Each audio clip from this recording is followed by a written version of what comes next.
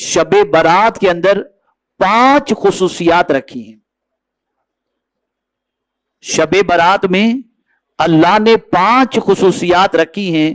ان 5 خصوصیات کو میں قرآن و حدیث کی روشنی میں انشاءاللہ سمجھانے کی سعادت حاصل کروں گا. سب سے پہلی چیز، شب برات میں تقسیم امور ہوتا ہے. کیا مطلب؟ میرے پیارے آقا صلی اللہ تعالی علیہ وسلم کے پیارے دیوانوں، اس رات میں سال بھر میں ہونے والے تمام کام، یعنی کائنات کے اندر کس کو عروج ملے گا، کس کو زوال ملے گا، کس کو ترقی ملے گی، کون کامیاب ہوگا، کون شکست کھائے گا، کس کے رزق کے اندر اللہ کشادگی فرمائے گا، کون جیے گا، کون مرے گا، یہ ساری چیزیں اللہ عز و جل اس رات کے اندر فرشتوں کے حوالے کام سونپ کر اسے لکھ دیا جاتا ہے. میرے پیارے آقا صلی اللہ تعالی علیہ وسلم کے پیارے دیوانوں، اسی لیے جس سورہ مبارکہ کی پہلی آیات کی تلاوت کا میں نے شرف حاصل کیا، اس میں پروردگار یعنی سورہ دخان کی جو میں نے ابتدائی آیات تلاوت کی، اس میں اللہ عز و جل ارشاد فرماتا ہے، حامیم والکتاب المبین انا انزلناہ فی لیلۃ مبارکہ انا کننا منذرین فیہا یفرق کل امر حکیم. قسم اس روشن کتاب کی، بے شک ہم نے اسے برکت والی رات میں اتارا، بے شک ہم اپنے عذاب کا ڈر سنانے والے ہیں، اس میں ہر حکمت والا کام ہمارے پاس حکم خاص سے بانٹ دیا جاتا ہے. یعنی جو کام تقسیم کیے جاتے ہیں، اللہ عز و جل نے قرآن مقدس میں اس رات کا تذکرہ فرمایا کہ اس رات اللہ عز و جل امور تقسیم فرما دیتا ہے، اور وہ رات کون سی ہے؟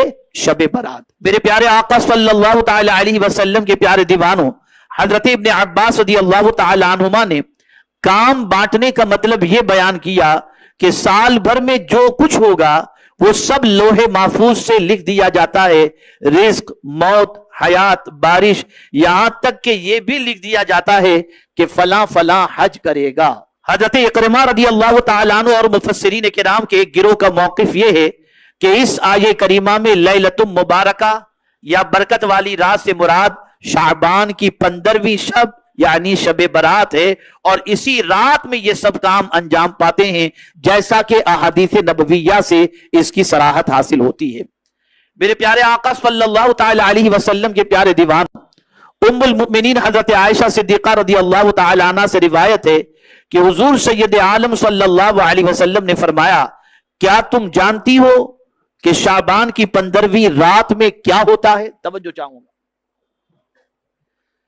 حضور صلی اللہ علیہ وسلم کس سے فرما رہے ہیں؟ ام المؤمنین حضرت عائشہ صدیقہ رضی اللہ تعالی عنہ سے فرما رہے ہیں. کیا فرما رہے ہیں؟ ارشاد فرماتے ہیں، کیا تم جانتی ہو کہ شعبان کی 15ویں رات میں کیا ہوتا ہے؟ یعنی کیسے اہم، بابرکت اور نامور اور نادر امور انجام پاتے ہیں.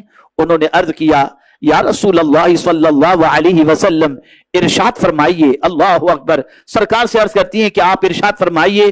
تو آپ نے ارشاد فرمایا، یعنی میرے آقا صلی اللہ علیہ وسلم نے ارشاد فرماتے ہیں رحمت عالم صلی اللہ علیہ وسلم کہ اس رات میں انسان کا ہر بچہ جو اس سال پیدا ہوگا لکھ دیا جاتا ہے، جتنے آدمی اس سال وفات پائیں گے انہیں بھی درج کیا جاتا ہے، اور لوگوں کے سارے اعمال نیک و بد پیش کیے جاتے ہیں، اور ان کی روزیاں بھی اتاری یعنی لکھ دی جاتی ہیں. میرے پیارے آقا صلی اللہ تعالی علیہ وسلم کے پیارے دیوانوں، اس حدیث سے یہ بات ثابت ہوئی کہ وہ رات کتنی عظمت والی رات ہے، کتنی برکت والی رات ہے. زندگی بھی لکھ دی جاتی ہے، موت بھی لکھ دی جاتی ہے، رزق بھی لکھ دیا جاتا ہے، اور فراخی بھی لکھ دی جاتی ہے، پیدائش بھی لکھ دی جاتی ہے، موت بھی لکھ دی جاتی ہے، اور حج بھی لکھ دیا جاتا ہے. اسی لیے اس رات کے آنے سے پہلے کیا کرنا چاہیے، خود حضور صلی اللہ علیہ وسلم کیا کرتے تھے، اور اس رات میں کیا کرنا چاہیے، اس کے حوالے سے میں انشاءاللہ کچھ باتیں آپ کی سماعتوں کے حوالے کرنے کی انشاءاللہ سعادت حاصل کروں گا. حضرت ابو ہریرہ رضی اللہ تعالیٰ عنہ سے روایت ہے کہ اللہ کے رسول صلی اللہ علیہ وسلم نے ارشاد فرمایا، ایک شعبان سے دوسرے شعبان تک مدت حیات کا ختم ہونا لکھ دیا جاتا ہے. یہاں تک کہ آدمی شادی کرتا ہے، توجہ چاہوں گا، یہاں تک کہ آدمی شادی کرتا ہے اس کے یہاں بچہ پیدا ہوتا ہے، حالانکہ اس کا نام مرنے والوں میں لکھا جا چکا ہوتا ہے، کسی کو نہیں خبر، کوئی نہیں جانتا کہ اس کے بارے میں کیا اللہ عز و جل نے لکھا ہے۔ انسان اپنی زندگی گزار رہا ہوتا ہے، کہیں بچے کی ولادت کی خوشی منائی جا رہی ہے، کہیں کیا ہو رہا ہے، لیکن اس خوشی منانے کے والے کو یہ خبر نہیں ہوتی کہ اس کا یا اس کے بچے کا نام آئندہ سال کے زندوں میں لکھا گیا ہے یا مردوں کی فہرست میں شامل کر دیا گیا ہے۔ میرے پیارے آقا صلی اللہ تعالی علیہ وسلم کے پیارے دیوانوں، حضرت عائشہ صدیقہ رضی اللہ تعالی عنہا اب حضور صلی اللہ علیہ وسلم کے ماہ شعبان المعظم کے معمول کے حوالے سے ارشاد فرماتی ہیں، روایت ہے، وہ فرماتی ہیں کہ اللہ کے رسول صلی اللہ علیہ وسلم پورے شعبان میں روزہ رکھتے، یہاں تک کہ اسے رمضان المبارک سے ملا دیتے۔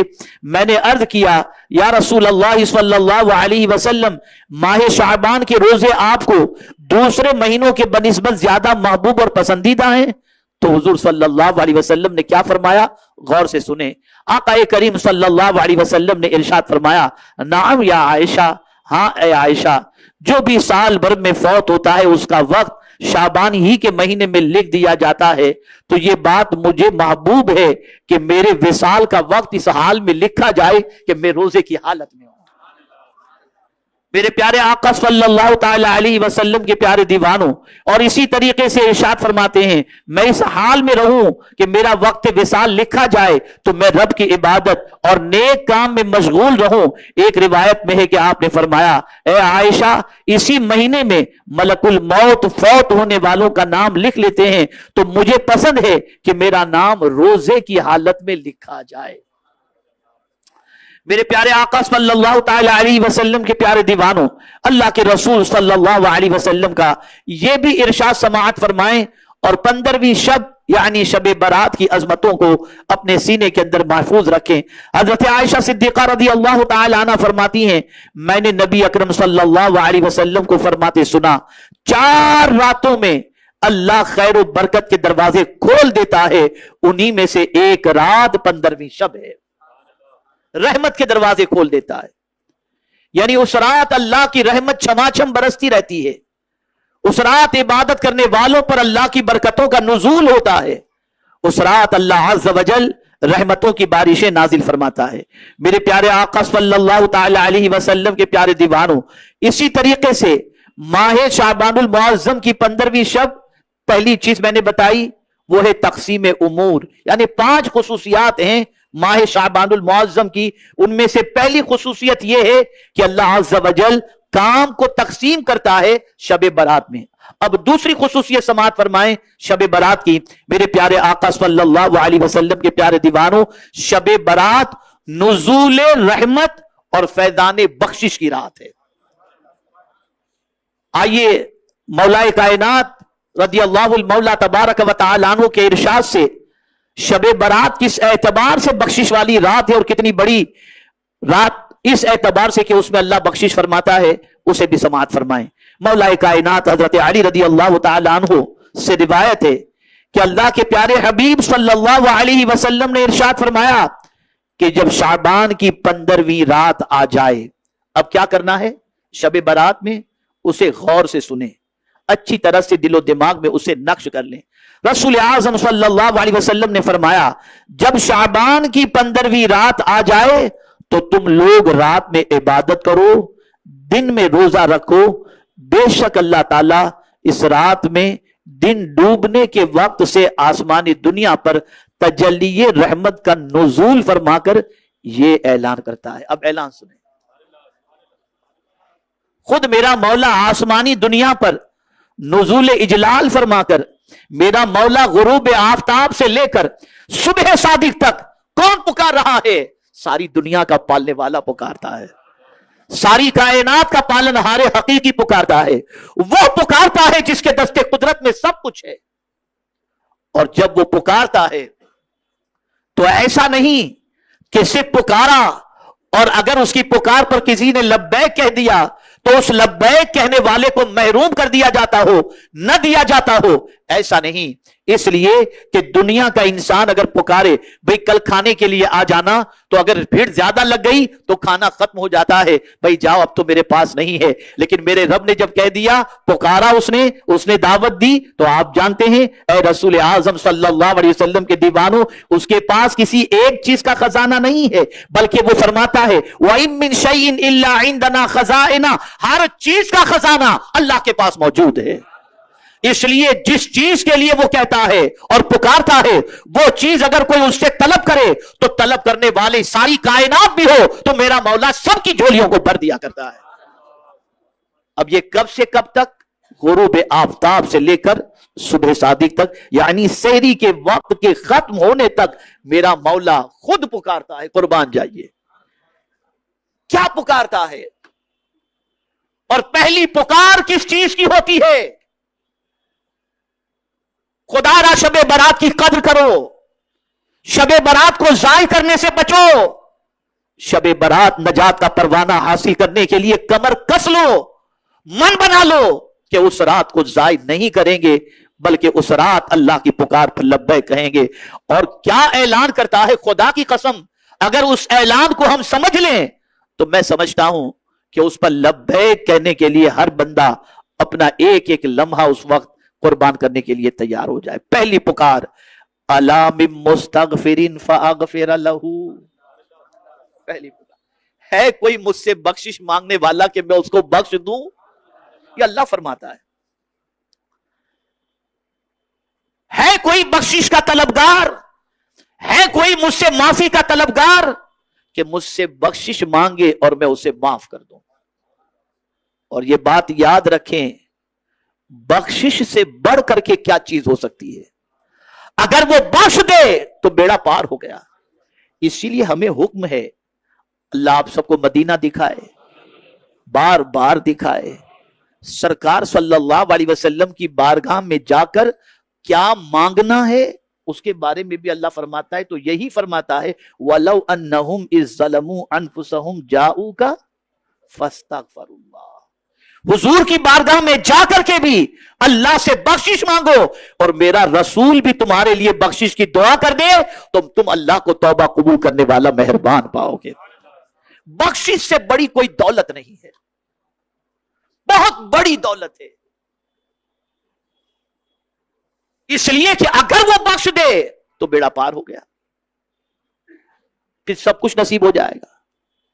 میں نے کل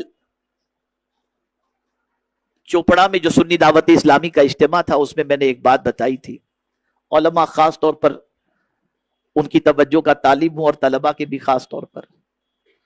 سب جانتے ہیں کہ قرآن شریف اور احادیث کے اندر تسبیح کی بڑی فضیلت ہے، یعنی سبحان اللہ پڑھنے کی.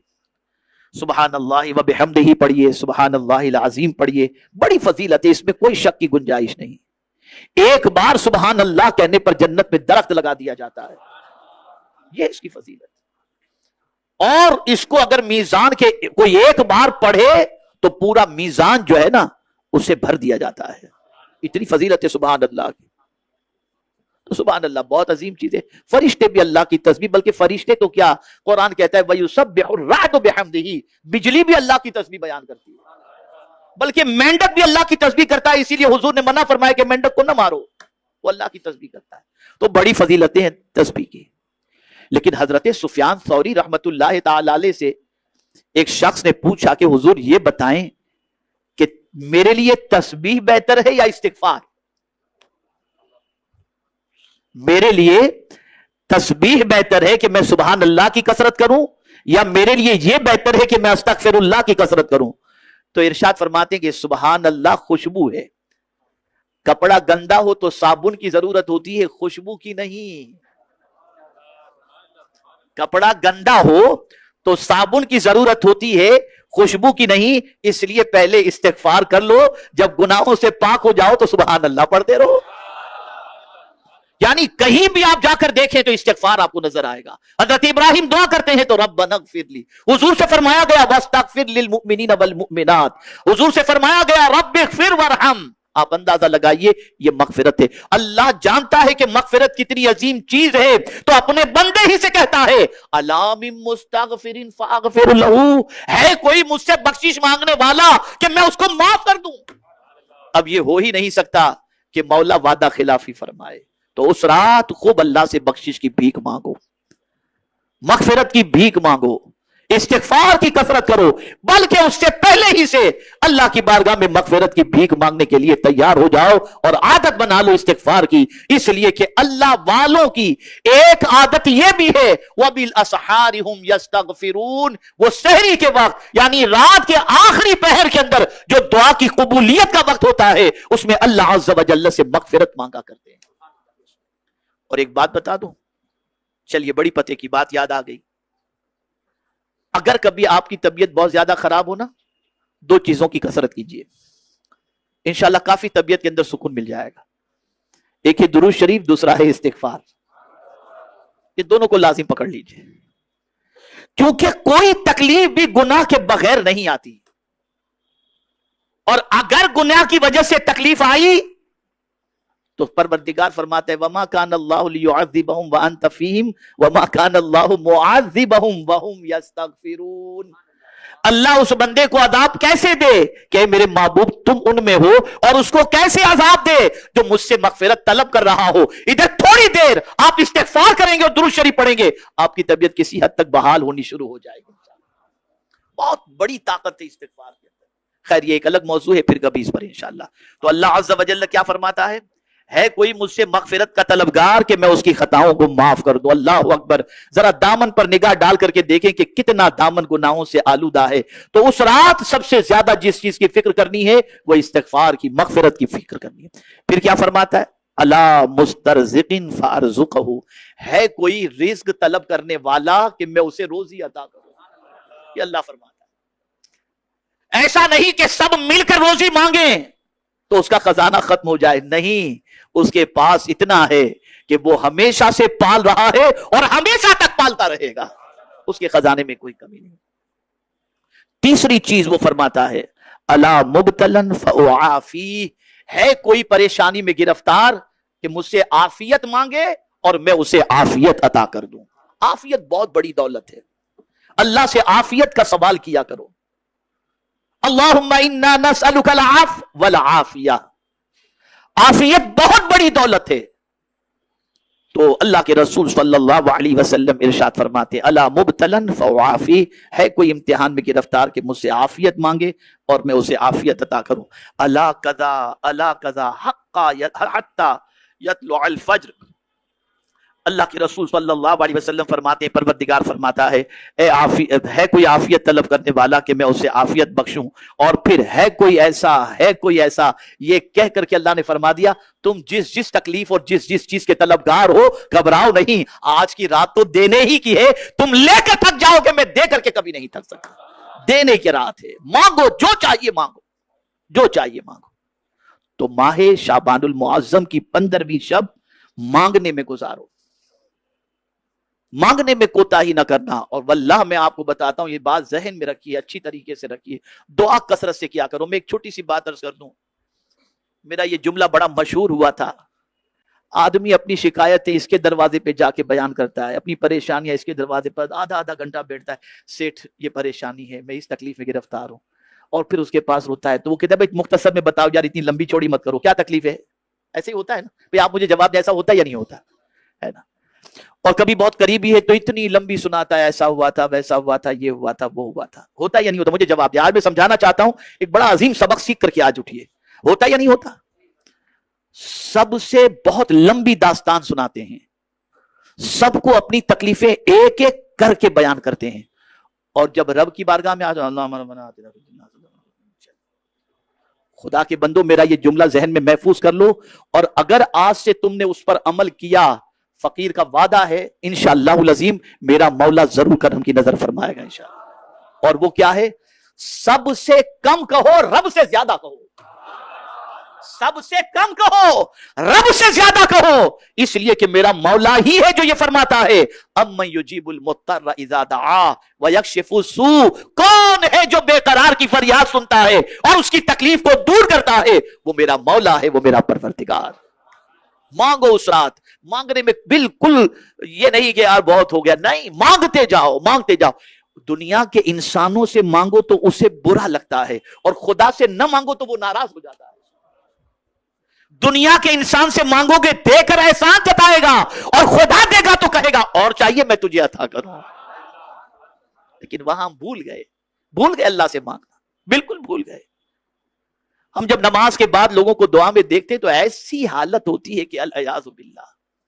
خیر، تو آخر میں تو سرکار صلی اللہ علیہ وسلم نے یہ فرما کر ایک حوصلہ عطا کر دیا، الا قضا الا قضا الا قضا حتی یطلع الفجر، کہ پروردگار جل جلالہ فرماتا ہے یہ جو کچھ بھی اس طرح سے جو بھی مانگنا ہے مانگو، یہاں تک کہ مولا فجر کی طلوع ہونے تک یہ ندا فرماتا ہے، خود نزول اجلال فرما کر اپنے بندوں سے پکارتا ہے۔ اس سے بڑی رات کون سی ہوگی آپ مجھے بتاؤ؟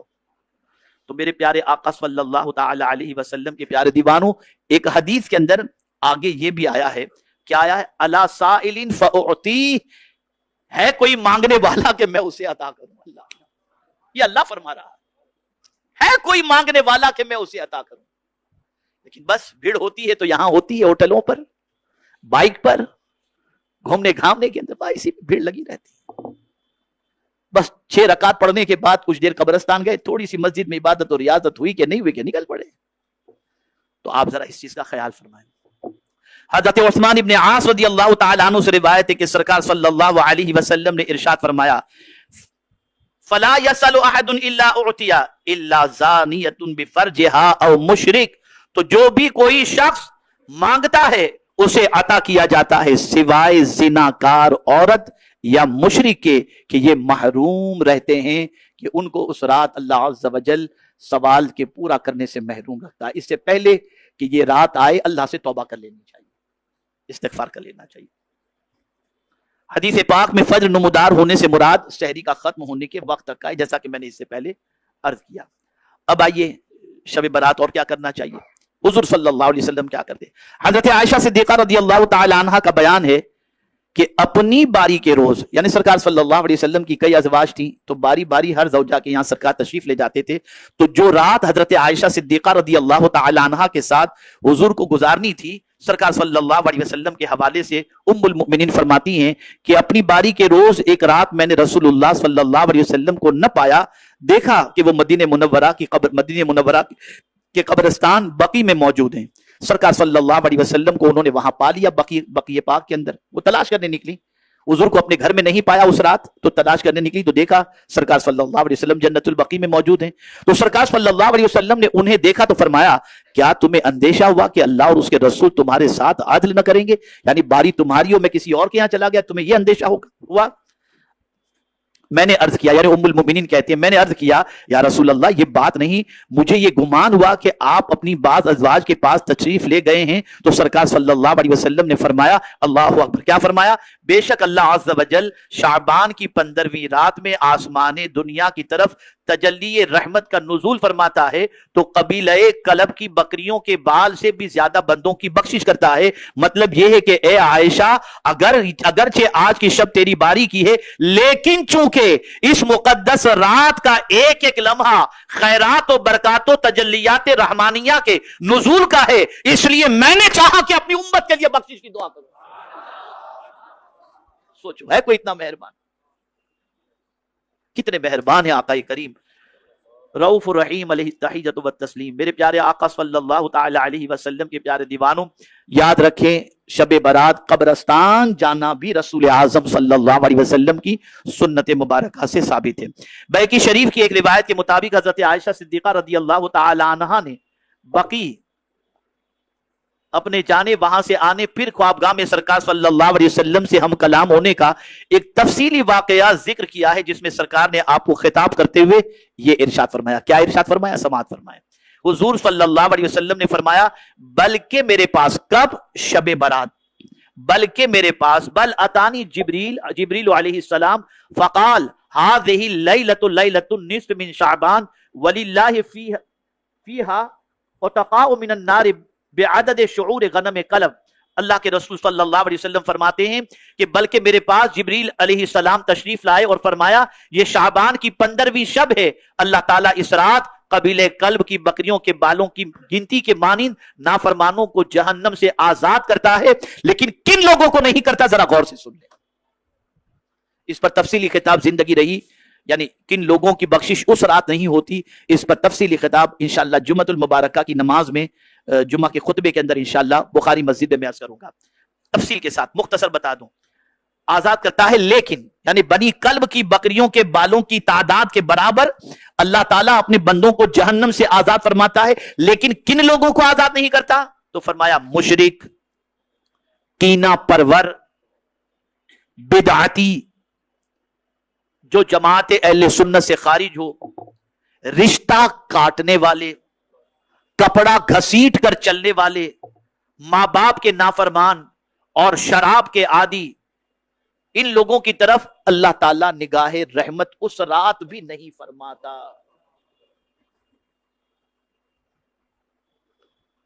خدا کے لیے یہ جتنی بھی چیزیں گنوائی گئیں ان میں سے اگر کوئی چیز ہماری زندگی میں ہو تو اللہ کی بارگاہ میں سچے دل سے توبہ کر لو. رشتہ توڑے ہو تو جوڑ لو، کینہ سینے میں ہے تو نکال لو. اس پر انشاءاللہ تفصیلی گفتگو پھر میں کبھی آپ کے سامنے عرض کروں گا. میرے پیارے آقا صلی اللہ تعالی علیہ وسلم کے پیارے دیوانوں، اسی کے ساتھ اب ایمان افروز ایک بات عرض کر کے میں اپنی گفتگو ختم کرتا ہوں. کیا شان ہے شب برات کی، اللہ اکبر. شب برات، اس کے حوالے سے فرمایا گیا کہ حضور صلی اللہ علیہ وسلم پوری امت کی شفاعت کے لیے اللہ کی بارگاہ میں دعا کرتے ہیں، اور قبولیت شفاعت پوری امت کے لیے اللہ نے جس رات فرمائی وہ شب برات ہے.